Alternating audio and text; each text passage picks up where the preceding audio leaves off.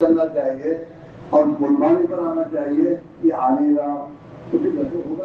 اور جو بیماریاں پیدا ہو رہی ہیں حضرت مولانا الیاس صاحب رحمۃ اللہ علیہ نے ہمیں جو طریقہ کار بتایا ہے، جو اعمال بتائے ہیں، اگر اس اعمال پر ہم آ جائیں تو ہماری تمام بیماریاں ختم ہو جائیں.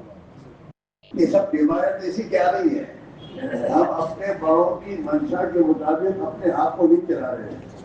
مولانا ابراہیم صاحب کی 50 میں بات کہی کہ وہاں کہی کہ ہمارے ساتھی اپنی انفرادی زندگی کو دیکھیں کہ ہمیں کیا مل رہا ہے، ہمارے ایمان کا کیا حال ہو رہا ہے، ہمارے اخلاق کا کیا حال ہو رہا ہے، ہمارے معاملات معاشرے کا کیا حال ہو رہا ہے. ہم قربانی دی کے سطح پر جا رہے ہیں. ہم اپنی ذات کو دیکھیں، ہمارے اندر صفات کی طرح پیدا ہوں گی.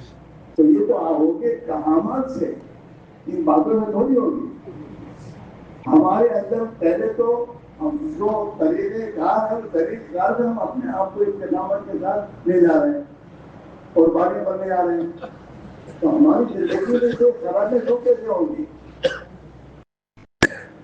اور ہمارے صفات کیسے آئیں گی. صفات آنے کے تو اعمال ہیں، جن اعمال کو کہا جا رہا ہے اس کی پابندی کرنی ضروری ہے. اس کے بغیر ہمارے اندر کے خرابیں دور نہیں ہوں گی اور ہمارے اندر جو صفات بتوں نہیں آئیں گی. جیسے ابھی مولانا اسماعیل صاحب نے فرمایا کہ ہمارا جو کام ہے یہ تو کتب بنانے والا کام ہے. ساری خوبیاں آنے کا راستہ صرف کام کا صحیح ہونا ہے اور پورا ہونا ہے. دوسرا کوئی راستہ ہی نہیں ہے کہ کام صحیح ہو پورا ہو. ہمارے مجمع کے سامنے پوری تفصیل سے یہ بات آنی چاہیے کہ کام کا صحیح رخ کیا ہے اور پورا رخ کیا ہے، تاکہ اگر ہمارا مجمع یہ کرنا طے کرے گا تو اللہ کی طرف سے توفیق ملے گی. اور اگر مجمع نے ارادہ نہیں کیا ہے اور اس کے لیے کوشش نہیں کیا ہے تو اللہ کو کسی کو توفیق دینے کی ضرورت نہیں ہے. اللہ صمد ہے، اللہ کو کسی کی ضرورت نہیں ہے. دنیا اگر پورے توحید کا مرکز بن جائے تو اللہ کا اس میں کوئی فائدہ نہیں ہے. پوری دنیا گناہوں کا اڈا بن جائے تو اللہ کا کوئی نقصان نہیں ہے.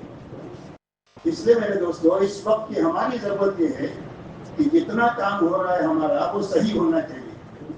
خروج بھی صحیح ہونا چاہیے اور مقام بھی صحیح ہونا چاہیے. اور یہ اسی وقت میں ہوگا جب اس محنت سے محنت کرنے والے کو نفع ملے گا. جس کاروبار میں نفع نہ ملے کب تک آدمی اس کو کرے گا اور کیسے کرے گا. سب سے بڑا مسئلہ ہمارا یہ ہے کہ اس وقت میں ہم کو جو تبلیغ سے ملنا چاہیے تھا وہ ملنا رک گیا ہے، جس کی وجہ سے سارے مسائل پیدا ہوئے. جو ترقی ہونی چاہیے تھی اس محنت کے ذریعے سے وہ ترقی ہم کو ہو نہیں رہی ہے. اس کی وجہ سے سارے مسائل پیدا ہوئے ہیں.